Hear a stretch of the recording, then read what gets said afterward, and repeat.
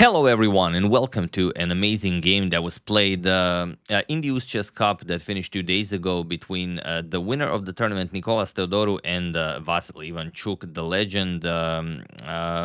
Nikolas is much younger. He will be 25, I believe, next month. He's 24 years old, and Vasyl is 56 years old already. We all know what Vasyl can do when he is in form, but sometimes, he just overlooks stuff. Sometimes he loses on time.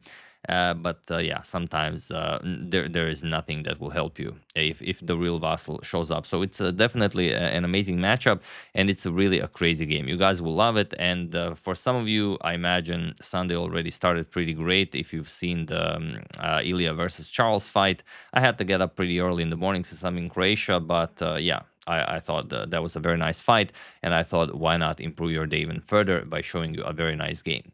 So let's check it out, Nikolas, and this is from the penultimate round. So, of course, what happens here will have significant consequences on the final standings. So, okay, Nikolas has the white pieces. He opens with pawn to d4. Vasyl strikes with d5. We have knight to f3, pawn to c6, and pawn to c4. Knight to f6. We have c captures on d5, c captures, and now knight to c3, knight to c6, and bishop to f4. So basically the London system. We have pawn to a6 and now queen to b3. And okay, it's some sort of a Slav London something, and the position has been reached before. Even a couple of times recently, if you've seen the Hans Niemann versus Daniil Dubov game, this is one of the positions that was replayed quite a lot. In one of the games, Daniil played knight h5 and he won the game. Then in one of them, he played rook to a7 and he lost that one. But here we have pawn to e6, which is the more not a blitz way to continue the game, I would say, and pawn to e3. And now there are some games where bishop to e7, bishop to d6 were played, but knight to h5 now, and it is as of move 8 that we have a completely new game. So, okay, pawn to g3. Nikolas invites the capture on f4, as you would in many lines of the London, or you will just capture with the g-pawn, and you will have a very, very strong grip on that e5 square. Bishop to d7, and now bishop to d3. Just nicely developing. We have rook to c8. You could always capture on f4. Vasyl says, I can always capture that. I don't need to rush it. Let's just nicely develop a rook c8. And now the question is, can you capture that pawn on b7? No, not really, because if you captured it, you might be thinking, okay, the bishop is covering b8, so we can't go after the queen, but you can simply capture the bishop, and now after rook b8, queen captures on a6. Do you see what the problem is? Well, the problem is knight b4, and you lose that bishop on d3. That is undefended. You cannot go to b5, cannot go to c4, and that's game over. So, of course, after rook c8, Nikolas just castles, and now bishop to e7. Vasyl prepares to castle as well. We have pawn to h4, and now knight captures on f4 first. We have e captures on f4. G captures on f4 would perhaps open up the king too much, but you still have a firm grip on that e5 square, and the knight is nicely defending the d4 pawn. Bishop to f6, putting pressure on d4, and Vasyl defends. Nikolas defends, knight to e2, knight to a5, Vasyl goes after the queen on b3, and queen back to d1. We have queen to b6, now putting pressure on the b2 pawn, and Nikolas did spend some time here. You can see that he had 59 minutes after playing b3 for 45, so some almost 15 minutes thing here. And the reason you can't give up the b2 pawn is that it's actually very tricky. I mean, this game is full of tricks. For example, if rook c1 and queen captures on b2, it seems like you can do it, but after rook captures on c8, bishop captures queen to a4 check, attacking the knight. Knight has to go to c6, and now rook to b1. It seems as if you've trapped the black queen. However, there is pawn to b5, and now you just have to trade queens, captures, captures. Yes, you've doubled white's pawns on the queen side, but it's nothing, spectacular. And I imagine, considering Nikolas's play style, that he's not looking for an early queen trade, especially with the white pieces, and especially against, someone like Vasyl to go straight into the endgame. So pawn to b3. We have knight to c6, okay, repositioning the knight to a better square, rook to c1, and now not castles, which is perfectly fine. Vasyl just goes king to e7. He says, okay, you might be pushing those pawns on the king side. My king will be very, very safe here. on e7. And now you have to be very, very careful. You have to play something like either queen to d2 if you want to prepare, or even just pawn to f5 and go after that black king right away. And Nikolas prepared it with bishop to b1. He says, all right, let's bring the bishop here. It's safer. Then we get the queen into the game and so on. But he missed one very important thing. Or maybe he hasn't. Maybe he actually wanted this because... even just thinking about going for this with black requires requires a player of Vasyl stature to basically even consider this. But what do you think Vasyl played here? So let's make this the first pause the video moment.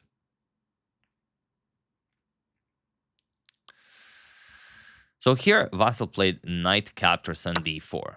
And this shouldn't be possible as the knight is defended, the d4 square is defended 3 times. But the problem is the rook on c1, as you will capture that rook and then the queen will have to move away from that d4 square. And it doesn't really help you even if you trade on c8 first, because knight captures on f3, a nice Ivanchuk coming with check, king g2, you're going to capture on h4 as well, and only then recapture on c8, and you've completely messed up the white king's defenses, and you will have not just a winning position here, especially with the bishop pair.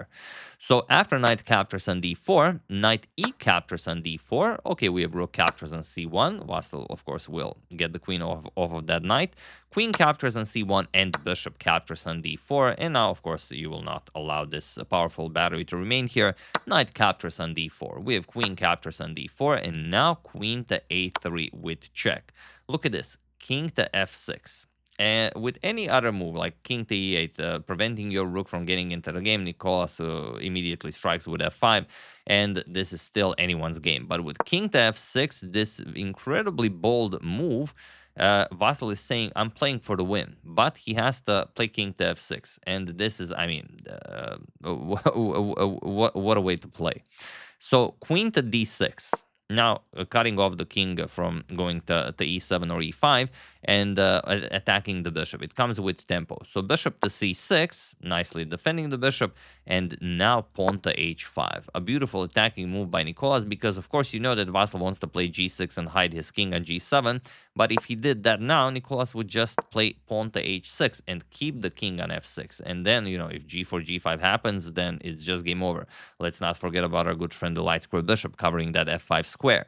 So after h5, Vasyl said, all right, that's very nice. I'm just going to play pawn to h6 and now pawn to g4. And look at this. Not a square available for that black king. All of the squares are covered, which means that one check equals checkmate. Unfortunately for Nikolas, it's not easy to execute pawn to g5, but he finds a way. He plays, of course, after g4, Vasyl played rook to c8. He said there's no danger here, and now rook to e1. Beautiful. Preparing rook to e5 and then pawn to g5. And if he can pull this off, Vasyl's king just gets checkmated. If you're wondering about pawn to g5 right away, it definitely is a valid question. And it's Sunday, you know, we have time. We can check out a couple of extra lines. For example, captures, king captures. But now after queen e7 check, queen f6, and you can even throw in a nice pawn to f4 check. After king to h6, there's no follow-up here. So you just sacrificed, you know, your position for nothing. So after rook to c8, rook to e1. Beautiful. Preparing rook e5 and pawn to g5. So is there a way out for Vasyl? Well, he finds it. And also there are other tricks in the position, like if you play something like pawn to b5, let's make a silly move. There are even moves like bishop to f5, and now there's just no defense. Rook captures on e6 and black gets checkmated. You cannot defend this. Rook e8, you lose the bishop on c6. So, I mean, it's a silly move, but, you know, that bishop to f5 or even bishop to g6, weakening the e6 pawn, is definitely a theme here that Vasyl has to be considerate of at all times. So after rook e1, queen to c3, Vasyl says, all right, you don't have time for that, as your rook on e1 is hanging, and now rook to e5. Again, in the previous video, I mentioned that saying where you don't want to play moves that forces your opponent to play a move that he was going to play either way. But here, it just works. So rook to e5, and now queen c1 check.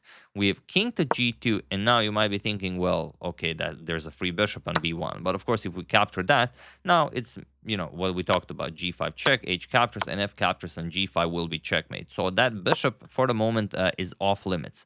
And also, you can't really capture on f4 to eliminate a couple of pawns in front of your king, because then rook f5 check, and you blunder your queen. You would have to play queen captures, and then, okay, I mean, it's dead lost here. It's just down a queen.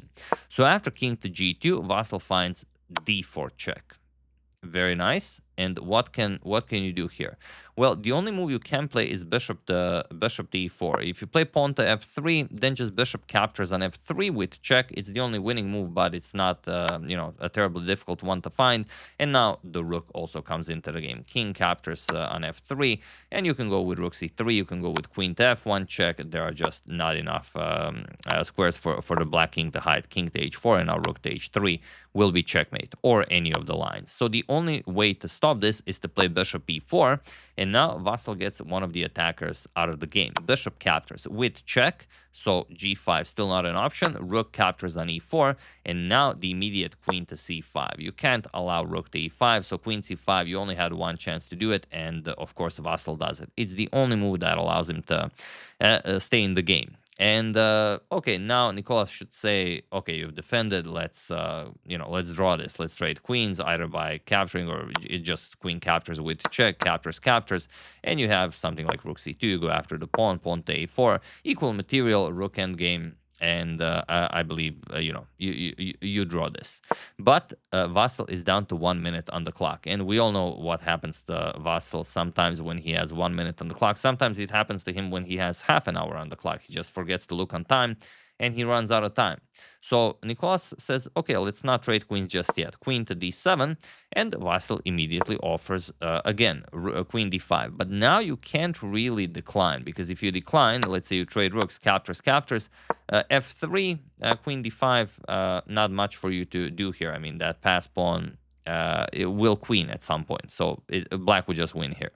So Nikolas has to trade queens here. He plays queen captures on d5, e captures on d5, and now rook to e5. And now, okay, still the time is about equal. You have 1 minute, but now the position is no longer some crazy madness, because but even playing crazy positions against Vasyl doesn't matter how good you are. If it's the real Vasyl that shows up, you're not gonna have a good time. But now you get to play a rook endgame against Vasyl. So let's see how that goes. Rook to d8. Okay, nicely defending the pawn. We have king to f3. Nikolas gets his king into the game. Rook d6. And rook to e8. Okay, still, just making moves, not much to be done here. Pawn to d3. Vasyl says, all right, we can even give up one of those pawns, so the other pawn can be pushed forward, and we will have a rook behind the passed pawn. We have rook to e3, and now rook to c6. And again, you should capture on d3. For some reason, Nikolas doesn't do it, probably to prevent the black king from getting into the game. He decided to go rook to e5 again, probably thinking of a repetition with rook e3, rook e5, rook e3, rook e5. But Vasyl goes rook to c5. He doesn't go rook to d6. And now the question is, what do you play here? And to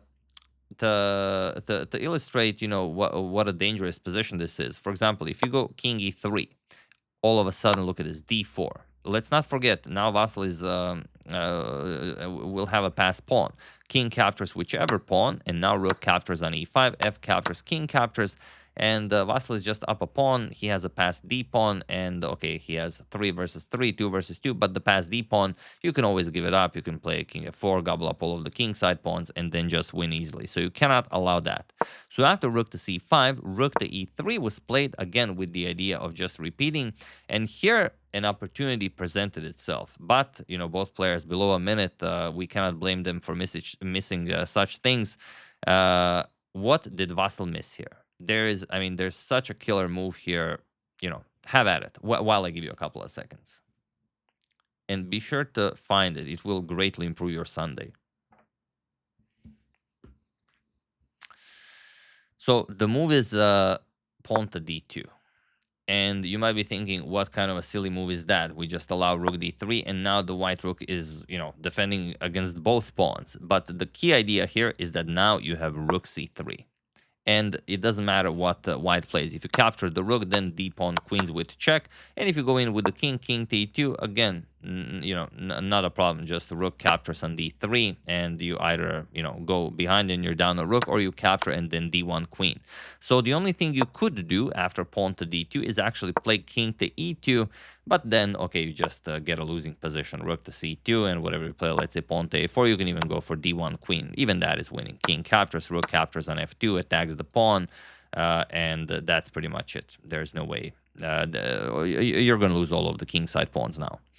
So that was in the position. Vasyl did not find it. He played rook to c3, which is still winning, but it's for us, the viewers, we would of course appreciate if it was played right away.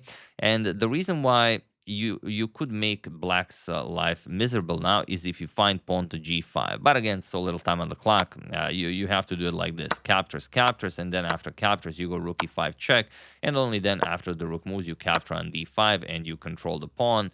And still, it's a very, very difficult position to win. You have to play pawn to f6, and then it's winning. Whether Vasyl would see it, I have no idea with a minute on the clock. But that's the reason why, of course, you should always play the best move. But yeah, he missed this idea of giving up pawn temporarily. He played rook to e5, and now Vasyl doesn't miss it for the second time. I'd feel silly asking you to pause the video now because, I respect you too much. But now he found it. Pawn to d2 with check, king to e2, and rook to d3. Similar idea. Now, if you capture the pawn queen, so you have to play king to d1. King to d1 was played, and now rook to d4, and now you just have everything defended, and you're going after the king side pawns. So pawn to f3, rook captures on f4. We have rook captures on d5 and rook captures on f3. And while if you capture with the king, then you even lose the a2 pawn. And if you capture with the rook, doesn't matter. Those kingside pawns are gone. We could even show like rook d4. You can go rook f4. Yeah, trading rooks, of course, is favorable to you as you're up a pawn. If you're up a pawn, you're always winning in a king and pawn endgame. And if rook to d7, you can just capture, and if captures, just capture on h5, and that's it. Rook a7, you go after the pawn. Rook f6, everything's defended. You're up 2 pawns. Life is very good. So after rook captures on f3, rook to d7 was played, and now king to g5, similar to what we've already shown. Rook captures, king captures, and now rook to a7, going after the pawn. And while there's no reason not to defend the pawn, Vasyl just shows that it is not necessary. He plays king captures on h5, rook captures on a6, and now pawn to g5. We have king captures on d2, pawn to g4, and now king to e2, stopping g3. So rook f4 and rook to a4. A beautiful find by Nikolas. And you could very easily make a mistake here. You might be thinking, okay, but our pawn is faster. We can just queen. Well, no, you can't, because after king to f1, that pawn is never queening, and this pawn is queening. So that would be, definitely, as they say, a sour bite to end the meal. So after king to g5, rook to a8. Now trading rooks isn't really working, because after a4, you can just play king to e5. And you don't have to calculate it because you can see that the king is well within the square of the pawn. It doesn't matter if you have a minute on the clock, 30 seconds, 2 seconds if you're playing, hyper bullet or something.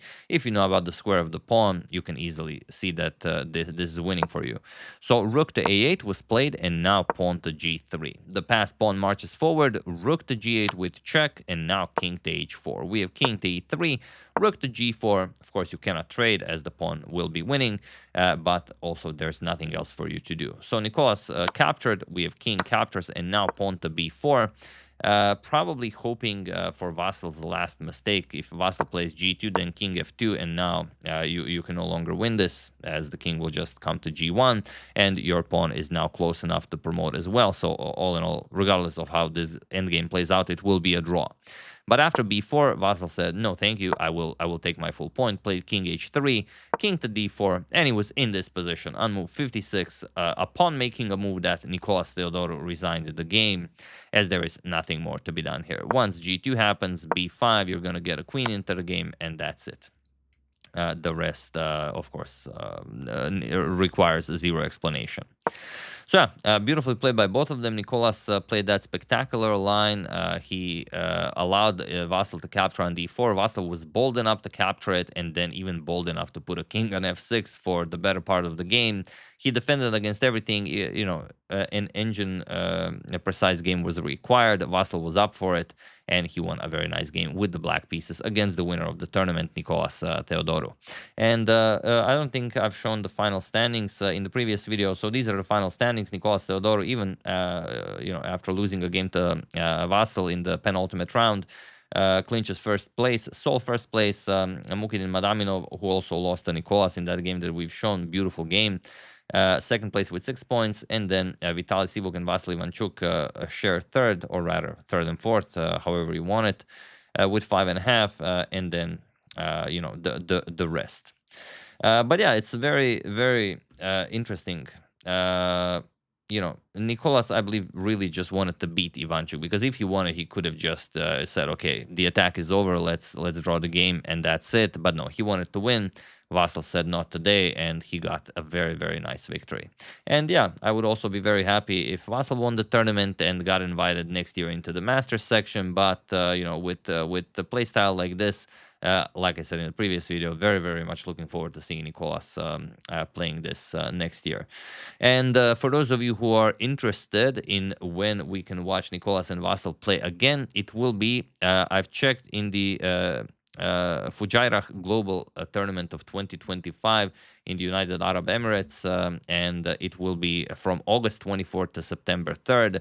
Vasyl is currently seed number 15. I think Nikolas somewhere around seed number 24. Pentala Harikrishna is seed number 1. He's currently the only 2700 player in the tournament.